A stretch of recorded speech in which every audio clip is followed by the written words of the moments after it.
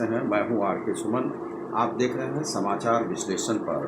मैं आज आपको बताऊंगा कि भारतीय वैज्ञानिकों ने और पाश्चात्य वैज्ञानिकों ने कोरोना वायरस के ओरिजिन को ढूंढने में क्या गलती की, उसी विषय में मैं बताऊंगा। यदि आपने हमारे समाचार विश्लेषण साइट को अभी तक सब्सक्राइब नहीं किया होगा तो सब्सक्राइब करें, लाइक और शेयर करें। दोस्तों, पिछले दिनों हमने देखा कि कोरोना वायरस किस प्रकार से तबाही भारत में मचाया है और लगभग 3.5 लाख से जो रिकॉर्डेड हैं, और न्यूयॉर्क टाइम्स कहते हैं कि 42 लाख से ज़्यादा लोग मारे गए हैं, 70 करोड़ लोग संक्रमित हैं। यह जो भारत में और अमेरिका में, इटली में, ब्राज़ील में जो इस प्रकार के वेरिएंट आ रहे हैं, जो कि चारों तरफ सभी मानवता को जो त्राही कर दिया है और लोग मारे जा रहे हैं, बच्चे तक मारे जा रहे हैं, बच्चों का एजुकेशन तक जो है सफ़र करेगा। कहा गया है कि लगभग जो है भारत में 1.5 करोड़ बच्चों को इस कोरोना वायरस के कारण से अपनी शिक्षा दीक्षा छोड़नी पड़ेगी, जो अभी पटरी पर आ रही थी। तो भारत के लिए तो यह बहुत चिंता की बात है। लेकिन साइंटिस्ट ने इसमें गलती क्या की है कि जो भारतीय साइंटिस्ट हैं उन्हें करना क्या चाहिए था, या जो डॉक्टर्स हैं या वायरोलॉजिस्ट हैं उन्हें करना चाहिए था कि भारत में जो यह कोरोना वायरस फैला है या विश्व में जो फैला है, इसके लिए ना तो WHO ने अच्छा कार्य किया और ना ही जो है पाश्चात्य अमेरिकन जो वैज्ञानिक हैं वे भी अच्छा कार्य नहीं किए, और जो यहाँ पर डिटेक्टिव एजेंसियाँ हैं वे भी अच्छा कार्य नहीं किए।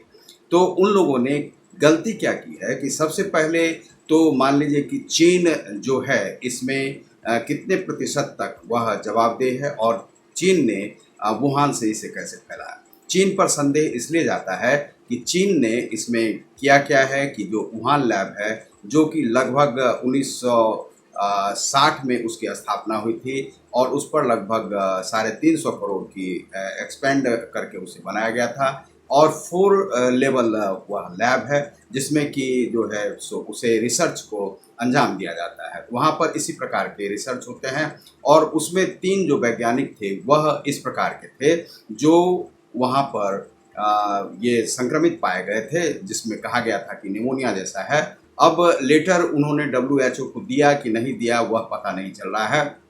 WHO को भी सही से वुहान लैब में कार्य नहीं करने दिया गया। वुहान लैब की जितनी भी जिम्मेदारी है, चीन की जितनी भी जिम्मेदारी है, उसे तो ढूंढना ही चाहिए था, और वह जैसे अभी चीन बता रहा है कि अमेरिका ही इसके लिए दोषी है, तो अमेरिका की भी यह तहकीकात होनी चाहिए थी, और विश्व के सारे देशों की इसमें तहकीकात होनी चाहिए थी कि कहाँ से यह बायोलॉजिकल वेपन फैलाया गया है। क्या यह ईरान से तो नहीं फैला है, क्योंकि ईरान भी इसी प्रकार का कार्य करते हैं, या जो और देश हैं उनमें भी यह ढूंढा जाना चाहिए था। लेकिन अभी जो प्रूफ मिल रहे हैं, प्रूफ के आधार पे वुहान लैब ही इसमें ज़्यादातर दोषी पाए जा रहे हैं। दूसरी ओर हमें यह देखना चाहिए था साइंटिस्टों को कि जो पर्यावरण जो संतुलन है, क्या वह पूरी तरह से बिगड़ तो नहीं गया है। पर्यावरण संतुलन में इस प्रकार की क्या बातें हो रही हैं कि इस प्रकार से बीमारियां फैल रही हैं। पहले मलेरिया, डेंगू ये सब जो आए हैं, और जो पहले जैसे मान लीजिए 60 वर्ष पहले जो हुआ जीका वायरस वगैरह आया, तो वह किस प्रकार से आया, तो उसका तो मान लीजिए कि वायरस था। लेकिन अभी जो यह संतुलन बिगड़ रहा है, क्या उसमें यह तो कमी नहीं आई है वातावरण में। मान लीजिए कि 20 से 21% के आसपास ऑक्सीजन लेवल विश्व में होना चाहिए, और यह पृथ्वी पर है। लेकिन और इसमें 78% में और सारे जो हैं गैस और वगैरह जल वगैरह हैं इसमें। तो इस प्रकार से जो पृथ्वी पर जो 20 से 21% ऑक्सीजन है, क्या उस ऑक्सीजन लेवल में विश्व में कमी तो नहीं आई है। कमी आई है तो क्यों आई है, क्या यहाँ पर आबादी बढ़ने के कारण से इस प्रकार से है, यह भी साइंटिस्ट को खोजना चाहिए। क्या इस प्रकार से यदि मान लीजिए कि ऑक्सीजन लेवल 18% हो गया है या 19% हो गया है, तो तब भी लोगों में संक्रमण होगा, क्योंकि यह जो संक्रमण हो रहा है वह फेफड़ों में हो रहा है। दूसरी ओर हम देखते हैं कि जो चीन है, चीन की गलती यह है कि चीन ने वुहान लैब के बारे में वहाँ से बताया नहीं, और यह चमगादड़ से फैल रहा है। तो चमगादड़ तो भारत में भी उड़ीसा राज्य में काफ़ी लोग खाते हैं, लेकिन उन लोगों में तो यह संक्रमण नहीं हुआ। तो फिर यह संक्रमण किस प्रकार से वुहान लैब में हुआ, तो चीन इसमें कुछ बातें छिपा रहा है। दूसरी ओर हमें यह भी मानना चाहिए, प्रमाणित होता है कि 3-4 यदि उसमें कुछ लोग संक्रमित हो गए थे, तो वो संक्रमण कहाँ से फैला, चूँकि चीन ही इसके लिए ज़िम्मेदार हो सकता है, क्योंकि प्रथमतः नवंबर मास में वहीं पर यह वायरस आने की संभावना है, 2019 में आई थी। दूसरी ओर हम यह देखते हैं कि चीन का जो लीज पर जो ज़मीन लिया है, दोस्ती बहुत अच्छी चल रही है पाकिस्तान से। पाकिस्तान कह रहा है कि हम पर तो यह असर नहीं है, भारत तो इसे जो है सो नहीं कर पाया।